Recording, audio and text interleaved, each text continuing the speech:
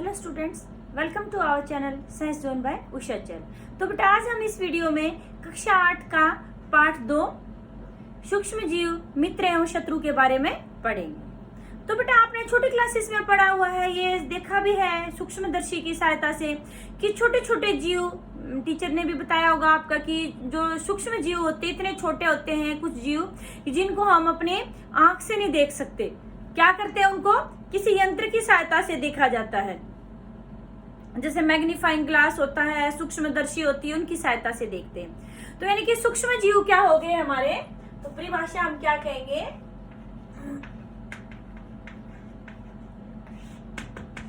वे जीव जिन्हें हमें नंगी आंख से नहीं देख सकते उन्हें हम क्या कहते हैं, सूक्ष्म जीव। इनका जो आकार होता है बहुत ही छोटा होता है। फिर हम इसको किसकी सहायता से देखते हैं, सूक्ष्मदर्शी की सहायता से। किसकी सहायता से, वह यंत्र जो सूक्ष्म जीवों को देखने के लिए प्रयोग किया जाता है वो कौन सा यंत्र है, सूक्ष्मदर्शी। तो फिर जो सूक्ष्म जीव है बेटे, वैसे तो इनके बहुत सारे वर्ग हैं, लेकिन मुख्य रूप से हम जो पढ़ेंगे इस पाठ में वो 4 वर्गों में बांटा हुआ है। सूक्ष्म जीवों के वर्ग। नंबर 1 आता है हमारा उसमें जीवाणु, जिसको हम बैक्टीरिया बोलते हैं।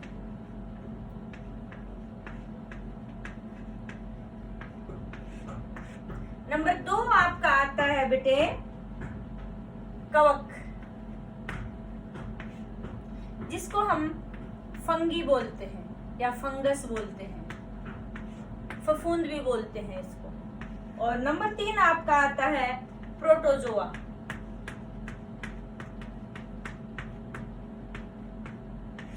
और नंबर 4 आपका आता है शैवाल, जिसको हम इंग्लिश में एल्गी बोलते, जो काई होती है। और एक और वर्ग है हमारा, थोड़ा बहुत जिक्र है इसमें, विषाणु।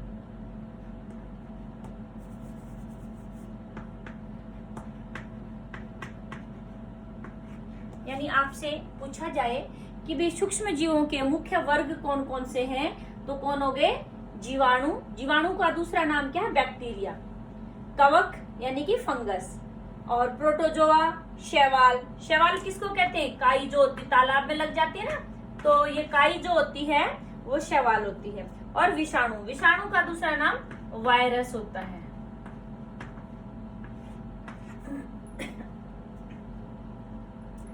ठीक है बेटे।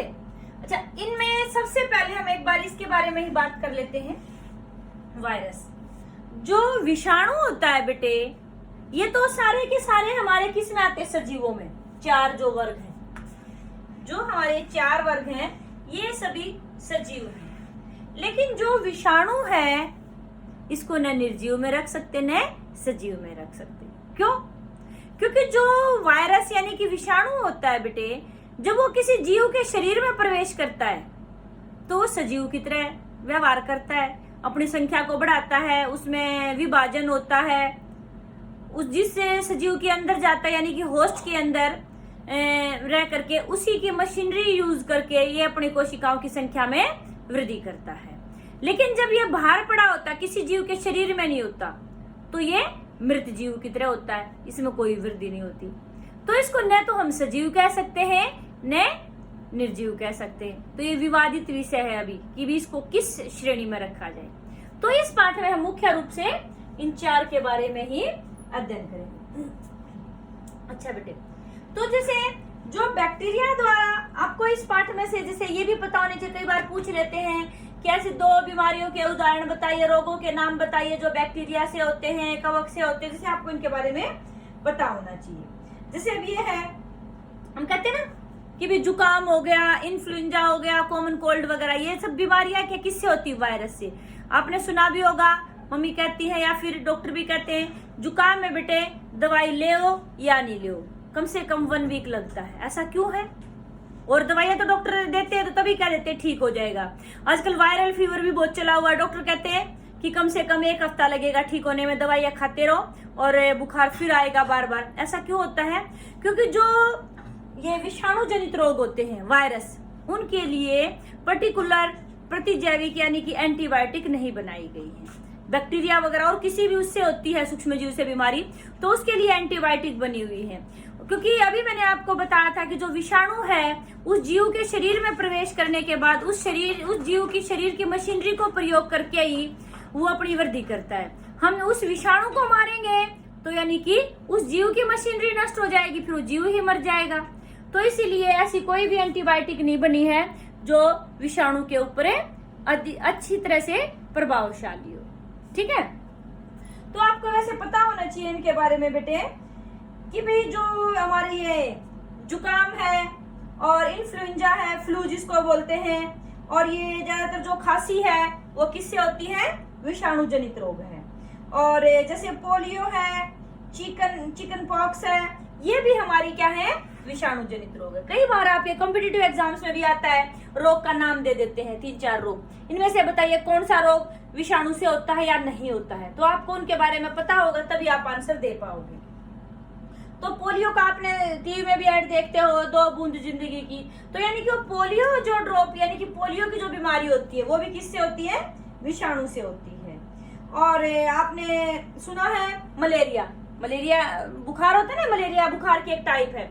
जो मलेरिया है और डिसेंट्री मतलब दस्त लग जाते हैं, तो ये किससे होते हैं, प्रोटोजोआ से होते हैं।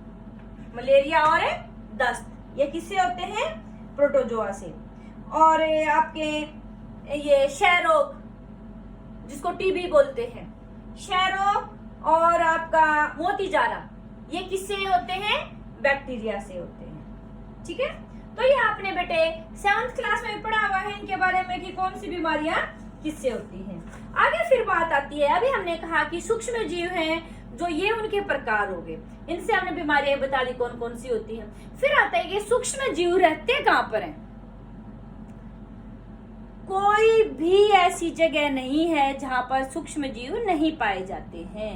इनकी जो रहने की जगह है बेटे, बिल्कुल मतलब ये मान लो बर्फ में भी पाए जाते हैं, और जो हॉट स्प्रिंग यानी कि गर्म पानी के झरने हैं, बिल्कुल गर्म आग में भी पाए जाते हैं। तो अलग अलग जो सूक्ष्म जीव हैं उनकी जो नेचर होती है उसके ऊपर डिपेंड करता है। कुछ सूक्ष्म जीव बर्फ में भी मिलते हैं और कुछ सूक्ष्म जीव आग में भी पाए जाते हैं।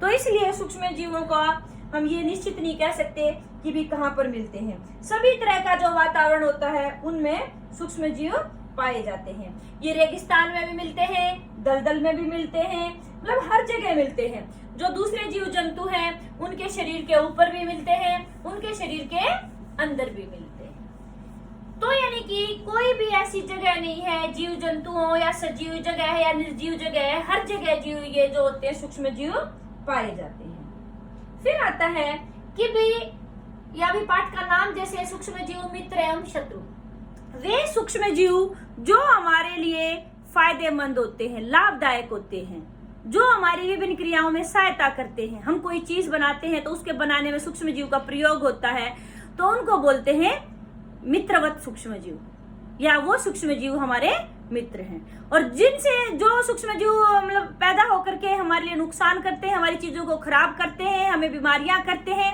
वो हमारे क्या हो गए, शत्रु। तो पहले हम बात करेंगे एक सूक्ष्म जीव हमारे लिए मित्र कैसे हैं, कौन कौन से सूक्ष्म जीव जो हमारे लिए मित्र हैं, और फिर बाद में करेंगे कौन कौन से सूक्ष्म जीव हमारे लिए शत्रु का काम करते हैं। तो सबसे पहले आ गया हमारा सूक्ष्म जीव मित्र कैसे हैं। पहले हम शॉर्ट में करेंगे कि क्या क्या कार्य है, यानी कि मित्र वत सूक्ष्म जीव।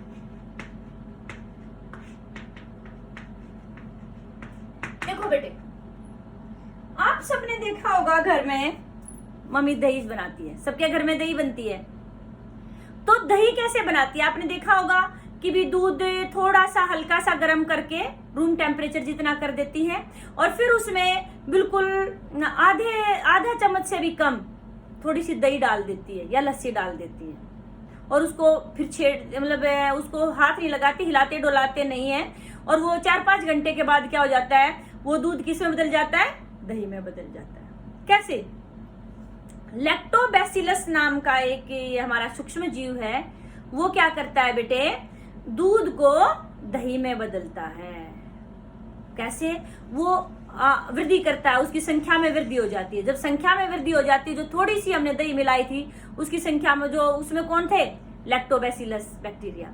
वो क्या करते हैं? उनकी बार बार विभाजन होता है और संख्या में वृद्धि करके पूरे दूध को दही में बदल देते हैं। तो ये हमारे लिए दही, दूध से दही बनाना हमारी इच्छा के अनुसार हो रहा है, हमारे लिए अच्छा है। तो हमारा क्या हुआ? ये लैक्टोबैसिलस क्या हुआ? मित्र हुआ। तो इस तरह से यानी कि दूध से दही बनाने वाले जो सूक्ष्म जीव हैं, तो ये कौन सी श्रेणी में आता है? आपका बैक्टीरिया की श्रेणी में। तो आपको याद रहना चाहिए, दूध से दही कौन सा सूक्ष्म जीव बनाता है? लैक्टोबैसिलस।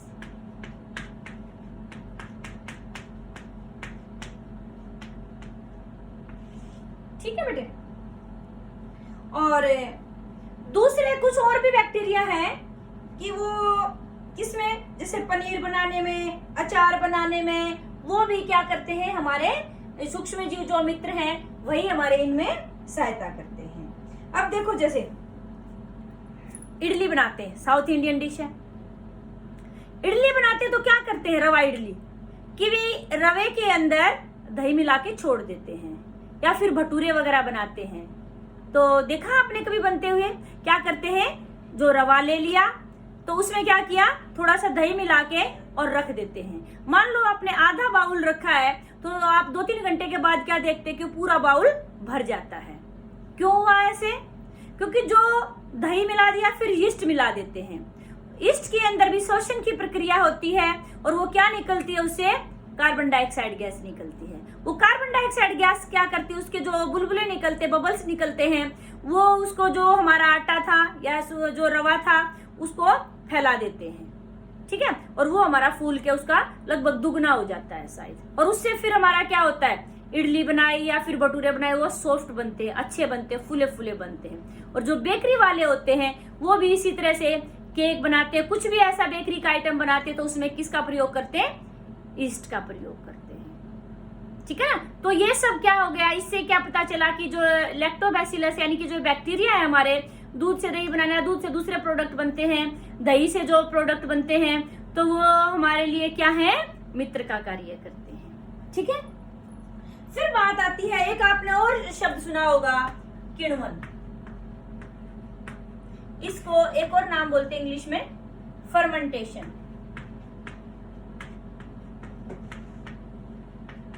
ये किण्वन या फर्मेंटेशन क्या होता है बेटे? इसका प्रयोग क्या किया जाता है? जो अल्कोहल बनाने में इसका प्रयोग किया जाता है। जैसे देसी दारू आपने सुना होगा, कैसे बनती है? जो गन्ने का रस है। जैसे कोई भी फ्रूट जूस लेते हैं या फिर हम जो अनाज वगैरह लेते हैं, उसमें थोड़ा सा यीस्ट डाल के हम क्या है उसको बांध करके उच्च तापमान के वहां पे रख देते हैं। तो हम क्या देखते हैं, कुछ टाइम के बाद उसमें से जो स्मेल आती है वो अल्कोहल जैसी स्मेल आती है। तो किस में बदल जाता है? वो अल्कोहल में। ठीक है। यानी कि शुगर को, जो हमारी शर्करा है, शर्करा को अल्कोहल में बदलना।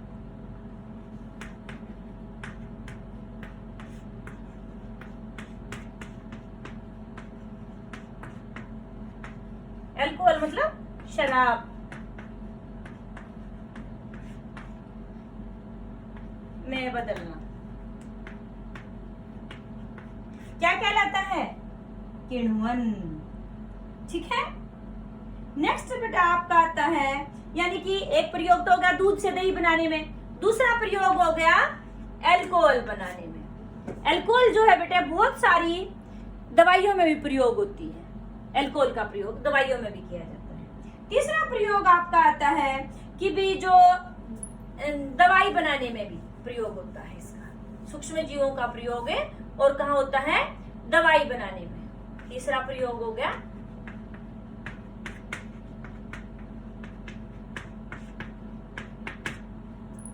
कि जो एंटीबायोटिक्स होती है बेटे, प्रतिजैविक जिसको बोलते हैं, हिंदी में एंटीबायोटिक भी कह सकते हैं। एंटीबायोटिक वैसे इंग्लिश का शब्द है, हिंदी का बिल्कुल एग्जैक्ट वर्ड होता है प्रतिजैविक। आपने देखा होगा डॉक्टर कई बार कई सारी बीमारियां होती है, एक ही टैबलेट दे देते हैं, उसी से हमें आराम हो जाता है एमोक्सिलिन, एम्पिसिलिन, टेट्रासाइक्लिन, ये सब क्या है? प्रतिजैविक यानी कि एंटीबायोटिक है। ये किससे बनाई जाती है? सूक्ष्म जीवों से। किससे बनाई जाती है? सूक्ष्म जीवों से। जो एंटीबायोटिक होती है बेटे, ये क्या करती है? एक ही दवाई कई सारी बीमारियों के लिए प्रयोग की जाती है, लेकिन इसका प्रयोग सावधानी पूर्वक करना चाहिए, डॉक्टर की सलाह से। कई बार क्या करते हैं, हम घर में ही डॉक्टर बन जाते हैं, घर पर एमोक्सिलिन के कैप्सूल रखे, जरा सा कहीं दिक्कत हुई हम एमोक्सिलिन खा लेते हैं। जो प्रतिजैविक यानी कि एंटीबायोटिक है, इसका बहुत ज्यादा प्रयोग नहीं करना चाहिए, वरना कुछ समय के बाद हमारा शरीर उससे आदत पड़ जाती है और हमारे शरीर पर उसका असर होना बंद हो जाता है। और इसका जितने दिन का कोर्स बताते हैं, ज्यादातर क्या करते हैं लोग कि जो डॉक्टर ने 5 दिन की दवाई दी, हम 2 दिन लिया, हमें आराम हो गया, और फिर हम सोचते हैं डॉक्टर ने ऐसे दे दी, क्यों पेट भरना इस दवाई से, हम उसको छोड़ देते। नहीं बेटे, तो जो प्रतिजैविक क्या होते हैं, वे दवाइयां जो सूक्ष्म जीवों का प्रयोग से बनाई जाती हैं, और वो जो एक साथ कई बीमारियों को ठीक कर सकती हैं, तो उन्हें क्या कहते हैं? एंटीबायोटिक। इनका सावधानी पूर्वक प्रयोग क्यों करना चाहिए? क्या इसमें सावधानी रखनी चाहिए? तो जो जितने दिन का डॉक्टर कोर्स बताता है, उस कोर्स को पूरा करना चाहिए। दूसरी बात, हमें बगैर डॉक्टर की सलाह के एंटीबायोटिक नहीं लेनी चाहिए, क्योंकि क्या होता है, हम बगैर डॉक्टर की सलाह के लेते हैं तो कुछ समय बाद हम ये एंटीबायोटिक होती है हमारे शरीर के ऊपर कार्य करना बंद कर देती है। ठीक है, नेक्स्ट जो आपका आता है, यानी कि एंटीबायोटिक के बेटे आपको नाम भी पता होने चाहिए। 2-4 नाम पूछ लेते हैं, तो कौन कौन सी होगी? स्ट्रेप्टोमाइसिन, और आपकी टेट्रासाइक्लिन, और एरिथ्रोमाइसिन। ठीक है, तो जो पहली एंटीबायोटिक थी बेटे, वो किसने बनाई थी? अलेक्जेंडर फ्लेमिंग ने। जो पहली एंटीबायोटिक प्रतिजैविक थी, वो किसने बनाई थी? अलेक्जेंडर फ्लेमिंग ने। कौन सी बनाई थी? पेनिसिलियम। ठीक है,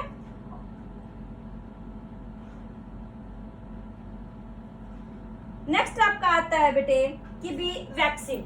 आपने नाम सुना होगा, ये हमारे दवाइयों में ही इसका प्रयोग है। वैक्सीन क्या होता है? आपने देखा होगा, छोटा बच्चा स्वस्थ होता है, फिर भी उसको बीमार होने से पहले ही कहते हैं कि भी छोटे बच्चों को टीके लगवाए जाते हैं कि आगे बीमार नहीं होगा, जरूरी है। वो क्या है? वही तो वैक्सीन है। आप टीवी में ऐड देखते हो कि 2 अमिताभ बच्चन आते हैं, 2 बूंद जिंदगी की, पोलियो ड्रॉप। क्या होता है इसमें? जो वैक्सीन होती है बेटे, इसमें क्या होता है कि भी जो सूक्ष्म जीव जो बीमारी पैदा करते हैं, जैसे पोलियो ड्रॉप की बात आती है, चलो, तो पोलियो जिसके कारण होता है, पोलियो भी बताया था किसके कारण होता है? विषाणु के कारण से। तो उसी के उन्हीं विषाणुओं को, उन्हीं जो रोगाणु होते हैं, जो सूक्ष्म जीव जो बीमारी पैदा करते हैं, उन्हीं को या तो मृत अवस्था में या फिर अपंग अवस्था में, जिससे कि बीमारी पैदा नहीं कर पाए, सिर्फ हमारे शरीर में प्रवेश करवा देते हैं उनका। हमारा शरीर क्या करता है? जब कोई सूक्ष्म जीव हमारे शरीर में प्रवेश करता है, तो हमारे शरीर में क्या बन जाती है? एंटीबॉडी। देखो बेटे, 2 शब्द थे, एक एंटीबायोटिक, एक एंटीबॉडी। एंटीबायोटिक तो दवाई थी, और एंटीबॉडी क्या होती है? हमारे शरीर के सिपाही। जैसे कोई दुश्मन हमारे देश में प्रवेश कर जाता है, तो हमारे जो देश के सिपाही होते हैं वो एकदम अलर्ट हो जाते हैं, खड़े हो जाते हैं कि कोई दुश्मन आएगा तो हम उसको मार गिराएंगे, और वो फिर अलर्ट रहते हैं कुछ समय तक, बिल्कुल, कि भी कभी भी वो फिर दुश्मन उसको दिखता है तो उसी टाइम पर उसको मार गिराते हो। तो ऐसे ही हमारे शरीर के सिपाही यहाँ पर कौन है? एंटीबॉडी। वो जो सूक्ष्म जीव वो हमारे शरीर के दुश्मन है, क्योंकि बीमारी पैदा करते हैं। तो जब एक बार हमारे शरीर में प्रवेश कर जाते हो, चाहे मृत अवस्था में हो या अपंग अवस्था में हो, तो हमारा शरीर क्या बना लेता है? एंटीबॉडी बना लेता है, और वो एंटीबॉडी फिर हमारे शरीर में बन के सुरक्षित रहती है। फिर कभी भी वो जो सूक्ष्म जीव था बीमारी बिल्कुल स्वस्थ रूप में हमारे शरीर में प्रवेश करता बीमारी पैदा करने के लिए, तो एंटीबॉडी तो पहले बनी हुई थी। वो एंटीबॉडी क्या करती है? उसके साथ उनका आक्रमण होता है, उसका मुकाबला करते हैं, और वो सूक्ष्म जीव को मार गिराते हैं, हमारे शरीर में बीमारी नहीं होती है। तो यही तो वैक्सीन है। समझ में आई आपको? तो यही वैक्सीन का फॉर्मूला है। सभी बीमारियों का ऐसे ही वैक्सीन बनाया जाता है, और छोटे बच्चे को इसलिए टीके लगाए जाते हैं। पहले देखो बहुत सारे बच्चों को पोलियो होता था जब हम छोटे थे, तो अब तो पोलियो बिल्कुल भी नहीं होता किसी को भी। वो किससे खत्म हो गया? हमारी वैक्सीन से खत्म हो गया। ठीक है, फिर नेक्स्ट आता है बेटे जो हमारा ये सबसे जो ये थी हमारी एडवर्ड जेनर, उन्होंने क्या किया था कि जो चेचक, पहले एक बीमारी होती थी चेचक की बीमारी, 1798 में एडवर्ड जेनर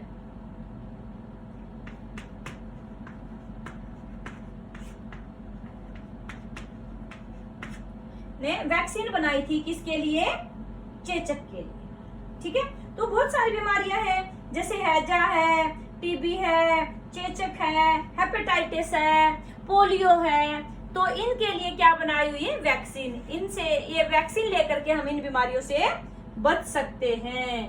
तो आपका ये क्वेश्चन भी आ सकता है कि भी 2 बीमारियां, 3 बीमारियों के नाम बताइए जिनके लिए वैक्सीनें बनाई हुई है। या फिर चेचक के लिए वैक्सीनें किसने बनाई थी, कब बनाई थी? किसने बनाई थी? एडवर्ड जेनर ने। कब? 1798 में। ठीक है, तो आजकल वैसे भी और भी बहुत सारी बीमारियों के लिए सूक्ष्म जीवों की सहायता से वैक्सीन बनाई जा रही है। फिर चौथा जो प्रयोग था कि भी मित्र की तरह, पहला हमारा दही बनाने में, दूसरा हमारा क्या था? शराब बनाने में, अल्कोहल बनाने में, और तीसरा हमारा था दवाइयां बनाने में, और चौथा फिर हमारा प्रयोग आता है ये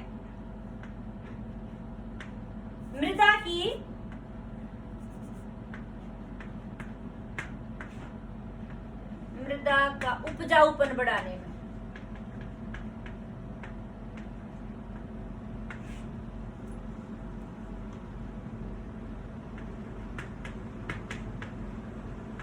मृदा की उपजाऊ शक्ति जो होती है, फर्टिलिटी पावर, उसको बढ़ाते हैं। अब उसमें कैसे मदद करते हैं? आपने बेटे 6th क्लास में भी पढ़ा था, 7th में भी पढ़ा था यही बात, कि जो दलहनी फसलें हैं हमारी, लेग्यूमिनस प्लांट जिनको कहते हैं, उनकी जड़ों में छोटी छोटी गांठें पाई जाती हैं।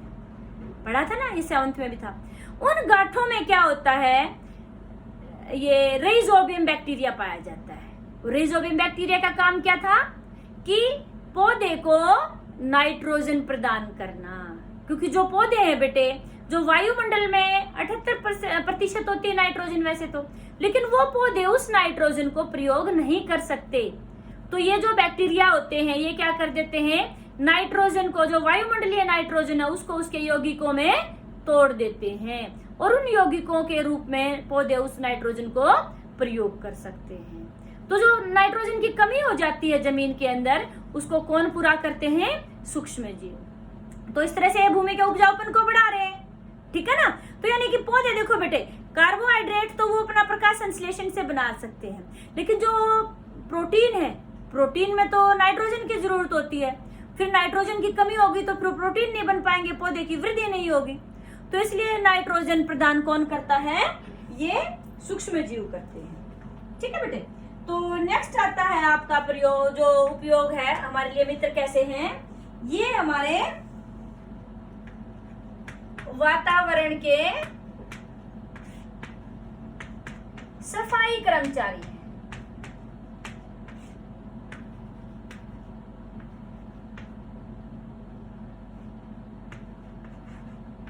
अब सफाई कर्मचारी कैसे हो गए सूक्ष्म जीव? अब आप देखो बेटे, जैसे कोई भी जीव जंतु, पेड़ पौधा, या फिर हम सब्जी के छिलके, कोई भी वेस्ट होता है, उसको हम ढेर के रूप में इकट्ठा डाल देते हैं। वहां कुछ दिन तक बदबू आती है, फिर वो बदबू खत्म हो जाती है, और वहां पर वो जीव जंतु भी पड़े नहीं मिलते, पेड़ पौधे, वहां कुछ नहीं पड़ा मिलता, वो गंध, सिर्फ वो जैसे जो हड्डियां वगैरह होती जीव जंतुओं की, वो पड़ी मिलती है। फिर वो कहाँ चले गए? बदबू कहाँ चली गई? सूक्ष्म जीव उन्होंने उनका क्या कर दिया? जटिल चीजों को सरल पदार्थों में तोड़ दिया, और वो वापस जाके दोबारा मिट्टी में मिल जाते हैं, और वहां से फिर वो मिट्टी की जो उपजाऊपन को बढ़ाते हैं। फिर मिट्टी से पौधे उन पोषक तत्वों को ग्रहण कर लेते हैं। तो इस तरह से कौन हुए? सफाई कर्मचारी हुए हमारी पृथ्वी के। अब मान लो सूक्ष्म जीव नहीं हो तो इतने सारे जीव जंतु मरते हैं, तो हमारी पृथ्वी के ऊपर पूरा ढेर लग जाएगा, कहीं पैर रखने की भी जगह नहीं बचेगी, हर तरफ बदबू ही बदबू हो जाएगी। तो यानी कि उनकी सफाई का काम बगैर पैसों में और कौन करता है? सूक्ष्म जीव। और ऊपर से जो पोषक तत्व पौधे कहाँ से लेते? जमीन से लेते हैं। अब जमीन में कहाँ से आते हैं? जो ये पोषक तत्वों का पुनः चक्रण होता रहता है, सूक्ष्म जीव करते हैं। अब ये पुनः चक्रण नहीं करेंगे तो हमारी जो मृदा है उसमें पोषक तत्व नहीं आएंगे। तो इस तरह से ये पोषक तत्वों के पुनः चक्रण में भी सूक्ष्म जीव ही सहायक होते हैं। तो समझ में आया आपको कि भी हमारे लिए किस तरह ये सूक्ष्म जीव मित्र का कार्य करते। तो आपका प्रश्न ऐसे आ सकता है कि भी कोई 5 उपयोग बताइए, सूक्ष्म जीव हमारे लिए मित्र का कार्य कैसे करते हैं, सूक्ष्म जीवों के उपयोग बताइए या लाभ बताइए। तो आप जैसे मैंने अभी बताया है, तो इनमें से ये 5 आप लाभ बता सकते हैं। इनमें से किसी को एक्सप्लेन करना भी पूछ सकते हैं कि पौधे हमारी मृदा की उपजाऊ शक्ति को कैसे बढ़ाते हैं, समझाइए। तो आप नाइट्रोजन जो था रिजोबियम बैक्टीरिया का उदाहरण देके समझा सकते हैं। हमारे सफाई कर्मचारी की तरह कैसे काम करते हैं, तो यहाँ से भी आप अच्छी तरह जैसे मैंने अभी बताया ऐसे समझा सकते हैं। ठीक है, फिर बात आती है कि भी जो सूक्ष्म जीव है बेटे हमारे लिए शत्रु कैसे हैं, अब उसको करेंगे। यानी कि शत्रु सूक्ष्म जीव शत्रु की तरह से कैसे काम करते हैं, हमारे लिए नुकसान कैसे पहुंचाते हैं। कुछ सूक्ष्म जीव हमारे जो जीव जंतु हैं इनमें बीमारियां पैदा करते हैं, जानवरों में भी, मनुष्य में भी, पेड़ पौधों में भी। तो उन सूक्ष्म जीवों को बेटे हम कहते हैं रोगजनक।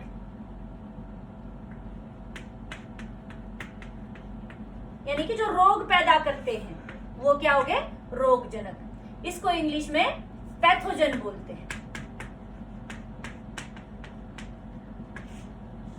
ठीक है, पैथोजन आपने वर्ड सुना भी होगा शायद बहुत बार।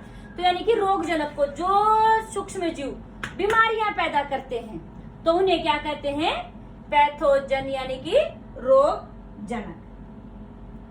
फिर आता है कि भी कुछ बीमारियां तो ऐसी होती हैं बेटे ये सूक्ष्म जीव कि भी हवा के द्वारा फैल रहे हैं।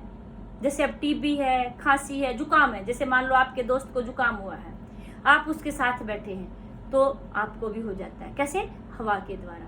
टीबी है, दमा है, ये सब हवा के द्वारा फैलते हैं। कुछ पानी के द्वारा फैलते हैं, जैसे हैजा वगैरह, गंदा पानी पी लिया। ठीक है, कुछ एक दूसरे को संपर्क, जैसे आजकल कोविड-19 बीमारी चली हुई ना, कोरोना वायरस। करंट में लॉकडाउन में आप घर बैठे हैं, किस लिए कि जिस व्यक्ति को बीमारी हो जाती है, कोरोना वायरस जो बीमारी है वायरस के कारण से, तो दूसरा उसके संपर्क में आते उसको छू भी लेता है तो उसको बीमारी हो जाती है। रोगी के कपड़े पहनने से भी हो जाती किसी को, रोगी का जूठा खाना खाने से। तो इस तरह से वे बीमारियां जो एक बीमार आदमी से स्वस्थ आदमी को लग जाती हैं तो उन्हें हम क्या कहते हैं, संचरणीय रोग। ठीक है, इंग्लिश में जिन्हें कम्युनिकेबल डिजीज बोलते हैं। संचरणीय रोग, संचरण होता है जिनका एक व्यक्ति से, एक जीव से दूसरे जीव तक। ठीक है, तो ये तो हमने कहा कि हवा से, पानी से, खाने से, कपड़ों से। कुछ ऐसे जीव भी होते हैं जो उस बीमारी के सूक्ष्म जीवों को दूसरे जीव तक पहुंचाते हैं। सुना हुआ आपने नाम उन जीवों का, उनको क्या बोलते हैं, रोगवाहक। देखो बेटा, 2 शब्द हैं, एक रोगजनक और एक रोगवाहक। रोगजनक तो वो हो गया जो बीमारी पैदा कर रहा है और ये उसको ला रहा है, ये उसका वाहन हो गया रोगजनक का। जैसे आपने सुना होगा, हम छोटी क्लास से पढ़ते आते हैं कि भी जो मलेरिया की जो बीमारी है मादा एनाफ्लीज मच्छर से होती है। तो मादा एनाफ्लीज क्या है बेटे, उसका रोगजनक या रोगवाहक? रोगवाहक है। रोगजनक उसका कौन होता है, प्लाज्मोडियम। कौन है उसका रोगजनक है, प्लाज्मोडियम। तो जो मादा एनाफ्लीज मच्छर है उस प्लाज्मोडियम को लेकर आता है हमारे शरीर तक, फिर उसके शरीर में वो प्लाज्मोडियम होता है, वो मच्छर हमें काटता है तो फिर उस प्लाज्मोडियम को हमारे शरीर में प्रवेश करवा देता है, उससे हमारी बीमारी होती है। जैसे अब ये घरेलू मक्खी है, ये भी रोगवाहक का काम करती है। जैसे कहीं पर भी कोई मल पड़ा है, कूड़ा कचरा पड़ा है, वहां मक्खी बैठ गई, उससे चिपक गया वो सूक्ष्म जीव, फिर वो आकर के हमारे खाने पर बैठ गई, उस खाने को हमने खा लिया तो फिर वो सूक्ष्म जीव हमारे शरीर में प्रवेश कर गया, रोगजनक जो था, और फिर हमें बीमारी हो गई। ठीक है, ऐसे ही जो डेंगू मच्छर होता है, सॉरी डेंगू की जो बीमारी होती है वो कौन से मच्छर से होती है, एडिस से। कौन से एडिस से। तो जो एडिस मच्छर है बेटे वो उसका रोगवाहक है। ठीक है। तो यानी कि इसीलिए कहा जाता है कि अपने खाने की चीजों को, पानी को ढककर रखना चाहिए, क्योंकि जो रोग वाहक होते हैं बेटे, ये सूक्ष्म जीवों को अपने शरीर से लगा लेते हैं और फिर आकर के वहां बैठ जाते हैं, जिससे कि हमें बीमारियां हो जाती हैं। अच्छा, फिर आपने सुना होगा जब बारिश का सीजन आता है, गवर्नमेंट की तरफ से भी आता है कि कूलर में जो पानी है वो कूलर में पानी मत खड़ा रहने दो, घर पे जो छत पे टायर वगैरह पड़े हो या फिर कोई और बर्तन रखा हो तो उसको उल्टा करके रखो, पानी मत खड़ा होने दो। ऐसा क्यों कहा जाता है? क्योंकि बारिश के मौसम में क्या होता है कि जो ये डेंगू, मलेरिया वगैरह जो ये बीमारियां हैं बहुत ज्यादा फैलती है। किस कारण? क्योंकि वहां तब मच्छरों की संख्या बढ़ जाती है। मच्छरों की संख्या क्यों बढ़ती है बेटे? क्योंकि जो खड़ा हुआ पानी होता है उसी में ये मच्छर क्या करते हैं, प्रजनन करते हैं और अपनी संख्या को बढ़ा लेते हैं। और हम पानी ही नहीं रखेंगे खड़ा तो मच्छरों को प्रजनन के लिए स्थान नहीं मिलेगा और उनकी संख्या नहीं बढ़ेगी। तो इसीलिए कभी भी अपने बारिश के सीजन में या फिर वैसे भी कूलर में दूसरे या तीसरे दिन पानी बदलते रहना चाहिए, और भी किसी बर्तन में पानी ऐसे परमानेंट नहीं रखना चाहिए, पानी को चेंज करते रहना चाहिए। आप किसी मकसद से पानी को रख भी रहे हो तो उससे हमारे जो है मच्छर कम पैदा हो। नेक्स्ट आता है बेटे कि आपकी जो ये है एनसीईआरटी में एक वो दी हुई है टेबल, तो वो टेबल आपको याद करनी है कि भाई कौन सी बीमारी कौन से उससे हो रही है, तो आपको वो टेबल याद करनी है। जैसे यहाँ पर हमारा हो गया, सबसे पहले लिखेंगे मानव रोग, कौन सा रोग हो गया है, और फिर कारक सूक्ष्म जीव,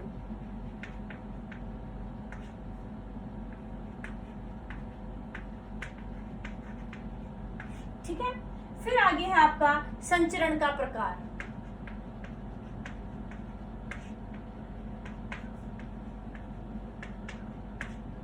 और आगे है आपका निवारक उपाय।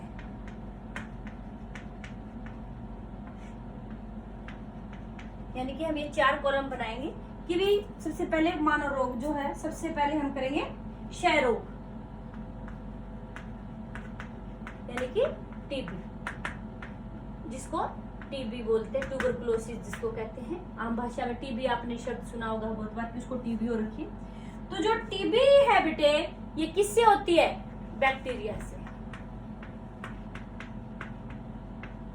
किससे होती है?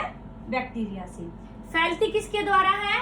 हवा के द्वारा। और इससे बचाव कैसे कर सकते हैं? जिसको टीबी है उसके कपड़े अलग धोने चाहिए, उसको अलग कमरे में रहना चाहिए, और उसका जूठा जो है कोई भी पानी, खाना किसी दूसरे आदमी को नहीं खाना चाहिए, और इसके लिए उसको वैक्सीन लेनी चाहिए टीबी के लिए। तो ऐसे हम उससे बचाव कर सकते हैं। तो दूसरा रोग है बेटे आपका खसरा। खसरा जो है किससे होता है? वायरस से, यानी कि विषाणु जनित रोग है ये। वायरस भी लिख सकते। किसके द्वारा फैलता है? हवा के द्वारा। अब हम इसको कैसे कंट्रोल कर सकते हैं? आपको सभी कंट्रोल सबका वही आ जाएगा कि भी जो रोगी है, पहले हम हवा वाले सारे कर रहे हैं रोग, तो इनमें सभी में आपको क्या करना है? जो रोग हवा से फैलते हैं, एक तो जो मरीज है, जो रोगी है, उसको अलग जगह पर रहना चाहिए, औरों से अलग हटके, आइसोलेशन उसमें रहना चाहिए, और ऊपर से उसके कपड़े, उसका जो बिस्तर है वो अलग होने चाहिए। उसके कपड़े जब हम धोते हैं तो वो अलग अकेले धोने चाहिए, दूसरे लोगों के साथ मिक्स नहीं करने चाहिए, और उसका जूठा खाना पानी वगैरह वो भी प्रयोग नहीं करना चाहिए, और उसके लिए वैक्सीन भी देनी चाहिए। तो उपाय सभी का यही है। पहले हम हवा के जो द्वारा रोग फैलते हैं उनके बारे में बता रहे हैं। फिर आगे आता है चेचक, ठीक है। चेचक किससे होता है? ये भी विषाणु से होता है, और फैलता किससे है? हवा के द्वारा, और ये संपर्क के द्वारा भी फैलता है, एक दूसरे को छूने से भी फैलता है चेचक। फिर आगे आता है पोलियो।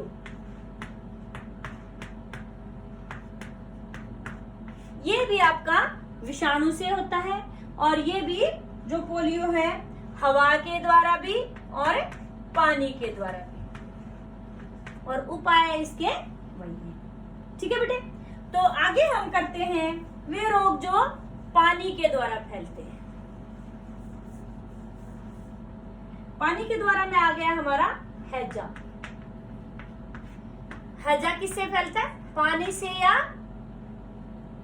सॉरी, तो फैलने का हो गया। पहले हम करेंगे कि भी कौन से सूक्ष्म जीव के कारण हो रहा है। किससे होता है? बैक्टीरिया से।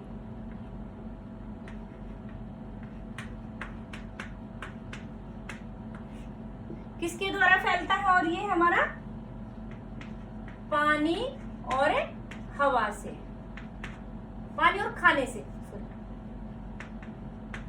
हैजा। ठीक है, इसमें क्या करना चाहिए? खुद की सफाई रखनी चाहिए। इसमें जो भी हमारे पानी वाले हैं, शुद्ध पानी पीना चाहिए, शुद्ध खाना खाना चाहिए और अपनी भी साफ सफाई अच्छे से रखनी चाहिए। ठीक है, खाने को ढककर रखना चाहिए, पानी को भी ढककर रखना चाहिए। अगला हमारा इसमें रोग आता है, और अच्छी तरह से खाना पकाकर खाना चाहिए पूर्ण रूप से। इसमें हमारा आता है मोतीझारा, टाइफाइड जिसको बोलते हैं।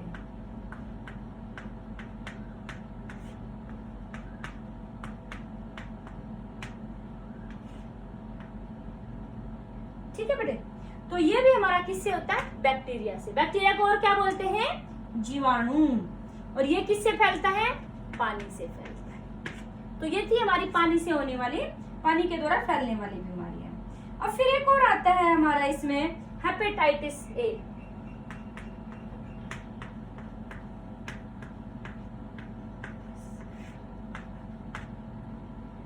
ये किससे फैलता है? वायरस से, यानी कि विषाणु से होता है ये। और फैलता किससे है? पानी से फैलता है। तो इसमें हमें क्या करना चाहिए?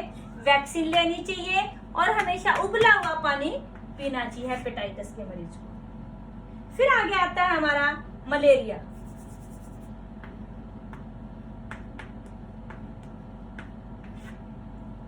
ये किससे होता है? प्रोटोजोआ से। और फैलता किसके द्वारा है? अभी बताया था, मच्छर के द्वारा। क्या करना चाहिए कि हमें मच्छरदानी का प्रयोग करना चाहिए और हमें जैसे ओडोमॉस वगैरह जो विकर्षक पदार्थ होते हैं जिससे कि मच्छर दूर भागे, वो उन पदार्थों का प्रयोग करना चाहिए। ठीक है, और ऊपर से अपने घर में और अपने घर के आसपास पानी खड़ा हो जाए ऐसी कोई जगह नहीं रखनी चाहिए। ठीक है बेटा, ये थी हमारी कुछ बीमारियां और उनके सूक्ष्म जीव कारक भी कौन से सूक्ष्म जीव से हो रहा है, वो बैक्टीरिया से, वायरस से या प्रोटोजोआ से किससे हो रहा है, और फिर उसका संचरण का प्रकार किसके द्वारा फैल रहा है और निवारण का उपाय। ठीक है, फिर हम करते हैं कि भाई कुछ पौध, जैसे हमने कहा था कि बीमारियां जीवों में भी होती हैं और पौधों में भी होती हैं, जंतुओं में भी और पौधों में भी। अब हम कुछ जंतुओं में होने वाली बीमारियों के, सॉरी, पौधों में होने वाली बीमारियों के बारे में बात करेंगे।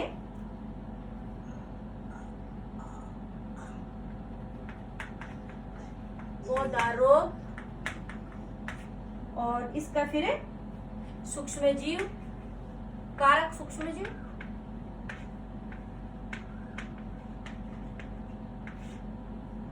और संचरण का माध्यम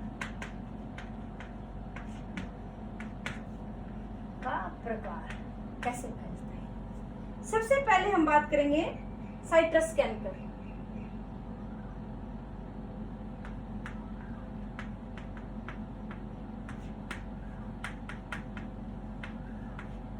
ये हमारा जो खट्टे पदार्थ जैसे नींबू वगैरह उसमें होती है बीमारी, और किससे होती है? जीवाणु से। जीवाणु यानी कि बैक्टीरिया से। और ये फैलता किसके द्वारा है? हवा के द्वारा। अगला है फिर हमारा गेहूं का रतवा।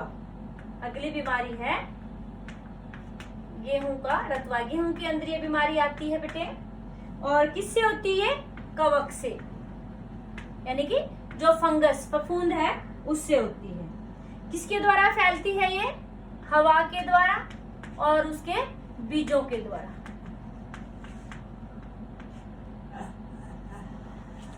नेक्स्ट आती है भिंडी के पीले नसों मोजेक।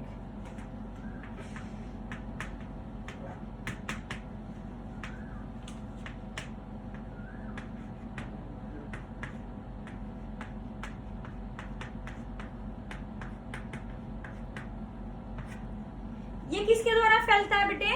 विषाणु के द्वारा। विषाणु यानी कि वायरस के द्वारा। और ये फैलता किसके द्वारा है? कीटाणु से। ठीक है, तो ये थी हमारी कुछ पौधों में होने वाली बीमारियां। तो आमतौर पर ये बीमारियां कॉमन है जो पौधे में होती है। कौन सा सूक्ष्म जीव इसको फैला मतलब रोगजनक है और कौन सा इसका रोगवाहक है? क्या चीज इसको एक पौधे से दूसरे पौधे में लेकर आ रही है। फिर बेटा आपका आता है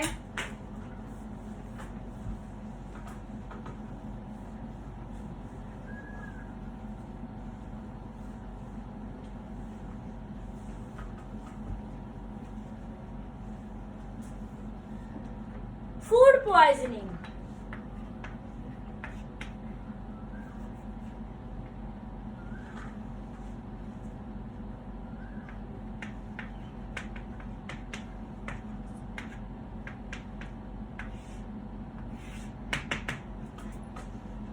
फूड पॉइजनिंग यानी कि खाने का दूषित हो जाना। वो कैसे होता है कि कई बार क्या होता है बेटे, हमारा भोजन रखा हुआ है, उसमें से दुर्गंध आने लग जाती है, उसका टेस्ट बदल जाता है, उसके जो रंग है वो भी बदल जाता है। तो उसको जब हम खा लेते हैं तो हमें उल्टी दस्त हो जाती है और कई बार तो जो इंसान की या कोई भी जीव है उसकी मौत भी हो जाती है। तो डॉक्टर कहते हैं कि फूड पॉइजनिंग हो गई इसको। तो ऐसा क्यों होता है कि जो हानिकारक सूक्ष्म जीव है, जो हमारे शत्रु है सूक्ष्म जीव, वो उसमें बहुत ज्यादा संख्या में हो जाते हैं और वो फिर हम उसको खाते हमारे शरीर में प्रवेश कर जाते हैं, जिससे कि हमारे शरीर का प्रतिरक्षा तंत्र गड़बड़ा जाता है और फिर हमारी डेथ भी हो जाती है समय पर नहीं संभाला जाए तो। ठीक है, फिर आगे आता है खाद्य परिरक्षण।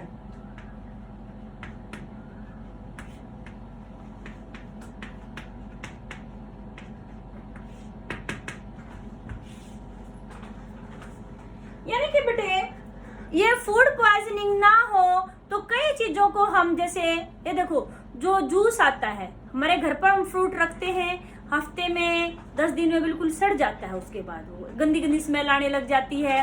लेकिन जो बाजार में जूस वगैरह है बेटे, फ्रूट्स जूस है, वो काफी लंबे समय तक, कई कई महीनों तक रखे रहते और कुछ नहीं होता।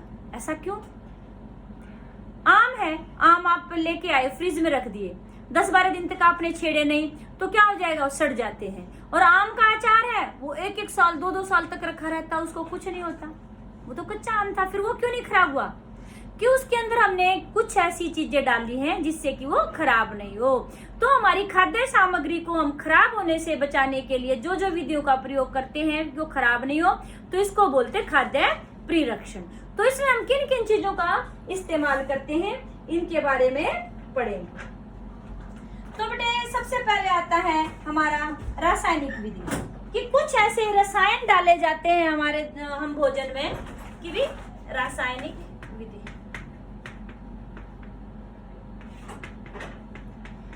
यानी कि भोजन में कुछ रसायन डालते हैं जिससे कि हमारा जो भोजन है वो खराब नहीं हो। तो उसमें हमारे आते हैं कि सोडियम बेंजोएट,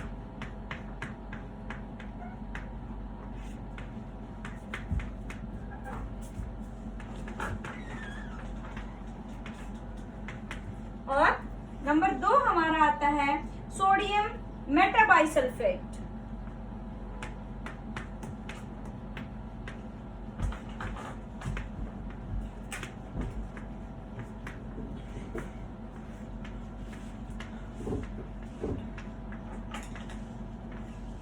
तो आपसे पूछा जाए ऐसे 2 रसायनों का नाम बताइए जो हमारे खाने को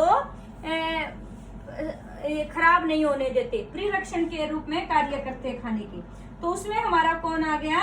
सोडियम बेंजोएट और सोडियम मेटाबाइसल्फाइड। जो हमारे जैम्स होते हैं बेटे और जो ये जूस वगैरह होते हैं, स्क्वैश वगैरह होते हैं, उनके परिरक्षण के लिए ये डाले जाते हैं उनके अंदर। फिर ये आता है कि भी आपने देखा होगा कि घर पर मम्मी या दादी जब अचार डालती है तो क्या करती है? उसमें बहुत सारा नमक डाल देती है। तो नमक क्या करता है बेटे? उसके अंदर जो नमी होती है उसको कम कर देता है, जिससे कि सूक्ष्म जीवों की वृद्धि नहीं हो पाती और हमारा जो खाद्य पदार्थ है वो सुरक्षित रहता है। ऐसे ही मतलब जो घरेलू खाद्य पदार्थों को सुरक्षित रखने के लिए घर पर क्या चीजें प्रयोग करते हैं हम? एक रसायन वगैरह ज्यादा नहीं डालते हम, उसमें नमक, चीनी, तेल, इनका प्रयोग करते हैं। ये चीजें क्या करती है? सूक्ष्म जीवों की वृद्धि को रोक देती है। ठीक है, और तापमान घटाकर और बढ़ाकर भी हम खाने की चीजों को सुरक्षित रख देते हैं। जैसे मम्मी क्या करती है, दूध को उबाल करके रखती है जिससे कि हमारा दूध खराब नहीं होता है, और कई हम दूध को फ्रीज में रख देते तो भी हमारा दूध खराब नहीं होता है। उबालने से क्या हो गया, अधिक तापमान हो गया, वो सूक्ष्म जीवों की वृद्धि को रोक रहा है। फ्रीज में रखने से तापमान बहुत कम हो गया, वो भी सूक्ष्म जीवों की वृद्धि को रोक रहा है। तो इस तरह से हमारा जो खाना होता है बेटे वो सुरक्षित रहता है। फिर आपने एक शब्द और सुना होगा कि पॉस्चराइजेशन, पॉस्चरीकरण।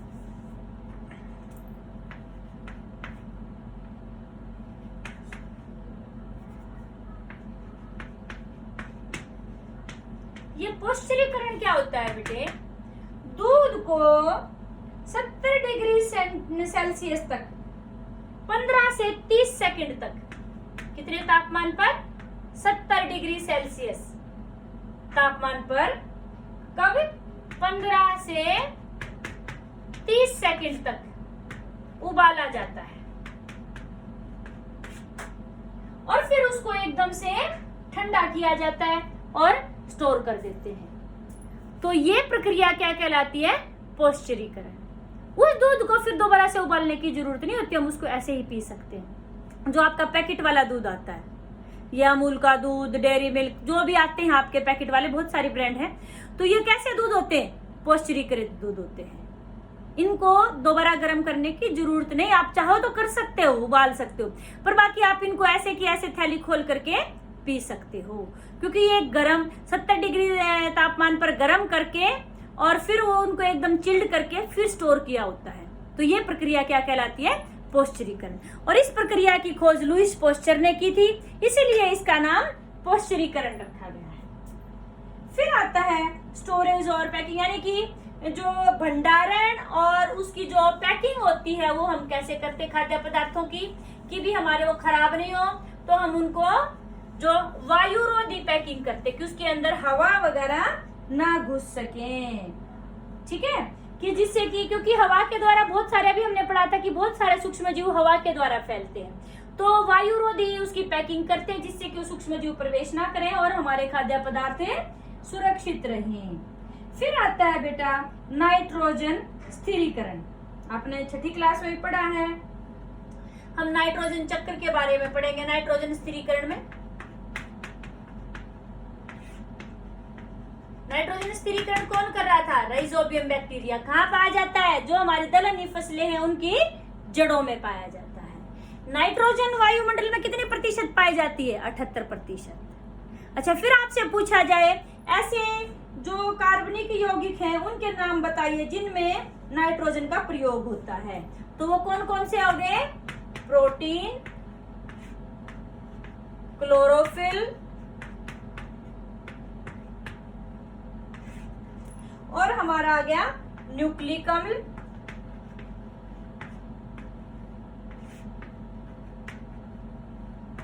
डीएनए आरएनए है ये, और विटामिन। यानी कि ये हमारे कार्बनिक यौगिक हैं जिनके बनने के लिए नाइट्रोजन जरूरी है।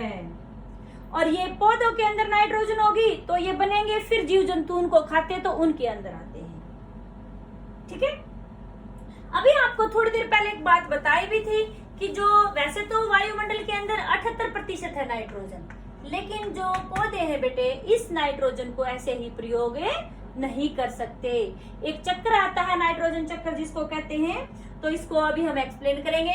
इसको बिल्कुल ध्यान से देखना है क्योंकि आपका आगे 9th क्लास में भी आएगा और ये बहुत ही इंपॉर्टेंट है नाइट्रोजन चक्र।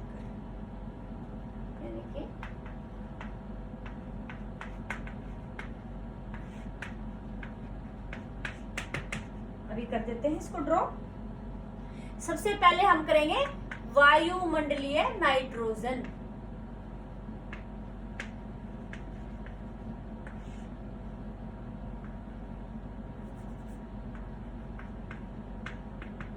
इनकी जो वायुमंडल के अंदर नाइट्रोजन है सबसे पहले हमने उसको दिखाया। फिर वायुमंडलीय नाइट्रोजन को क्या होता है बेटे कि भी वायुमंडल का जो जीवाणु है और नील हरित शैवाल हैं,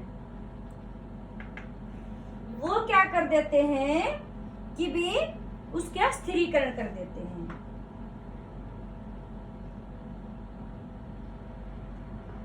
नील हरित शैवाल तथा नाइट्रोजन स्थिरीकरण बैक्टीरिया।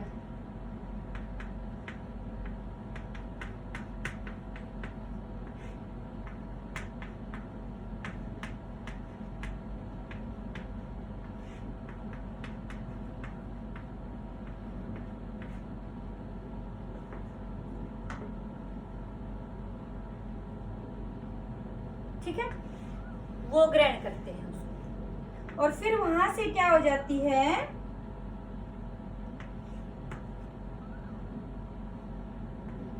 वायुमंडलीय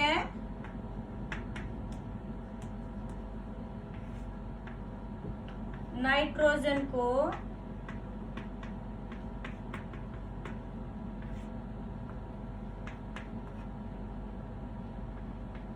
नाइट्रोजन के यौगिकों में तोड़ना, यौगिकों में बदलना।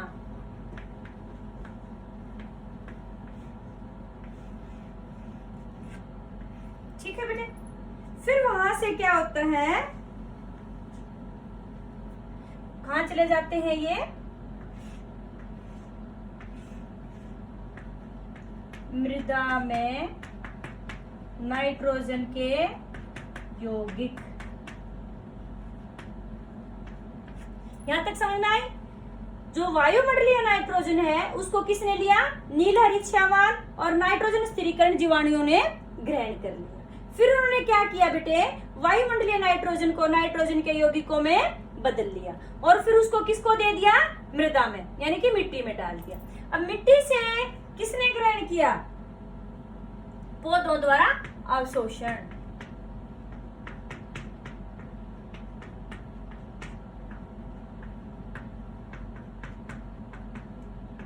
पौधों ने उसका अवशोषण कर लिया।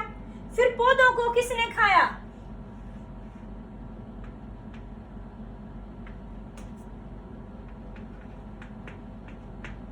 जंतुओं द्वारा पौधों को खाना। जंतु पौधों को खा लेते हैं और फिर क्या होता है कि भी पौधे और जंतु, उनका जो अपशिष्ट पदार्थ है और वो जब मरते हैं, मृत पौधे व जंतु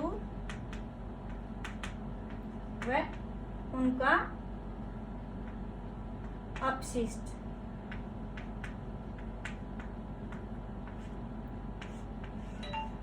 कहाँ जाता है, फिर मृदा में चला जाता है। ठीक है, और एक पॉइंट और रह गया बेटे, यहां से मृदा में से कुछ नाइट्रोजन को क्या करते हैं, नाइट्रोजन के यौगिकों का नाइट्रोजन में परिवर्तन। अब देखो बेटे, ध्यान से सुनो, हम इनके स्टेप करते हैं। सबसे पहले क्या हुआ, वायुमंडलीय नाइट्रोजन को किसने ग्रहण किया, नील हरित शैवाल और कुछ नाइट्रोजन स्थिरीकरण जो जीवाणु थे उन्होंने ग्रहण कर लिया। और फिर उसको क्या किया, वायुमंडलीय नाइट्रोजन को नाइट्रोजन के यौगिकों में तोड़ दिया। फिर नाइट्रोजन के यौगिक कहाँ चले गए, मृदा में। मृदा से किसने ग्रहण किया, पौधों ने। पौधों को किसने खाया, जंतुओं ने। जंतु और पौधे जब मरते हैं या फिर उनका जो नाइट्रोजन युक्त अपशिष्ट निकलता है वो दोबारा कहाँ चला जाता है, मृदा के अंदर। अब ऐसे तो बेटा क्या होगा, वायुमंडल से नाइट्रोजन आती रहेगी और वायुमंडल में नाइट्रोजन की कमी हो जाएगी। फिर भी हम हमेशा कहते हैं वायुमंडल में 78% नाइट्रोजन है। फिर कैसे है कि कुछ जीवाणु ऐसे हैं कि जो ये मृदा में जो नाइट्रोजन के यौगिक थे इनको दोबारा से वायुमंडलीय नाइट्रोजन में बदल देते हैं और वो जो नाइट्रोजन दोबारा से वायुमंडल में चली जाती है। इस तरह से जो वायुमंडल में नाइट्रोजन का प्रतिशत है वो लगभग समान रहता है। तो ये जो आपका नाइट्रोजन चक्कर है बेटे बहुत ही इंपॉर्टेंट है, इसको अच्छे से याद रखना है क्योंकि आगे ये 9th क्लास में भी आपको ऐसे ही बनाना है। तो आपको समझ में आया अच्छे से नाइट्रोजन चक्कर? फिर भी आपको किसी को दिक्कत है तो आप दोबारा से कमेंट करके पूछ सकते हैं। आपको वीडियो अच्छी लगी तो इसको शेयर और लाइक जरूर करना और जिसने चैनल सब्सक्राइब नहीं किया वो सब्सक्राइब जरूर करना। ओके, थैंक्स बेटे।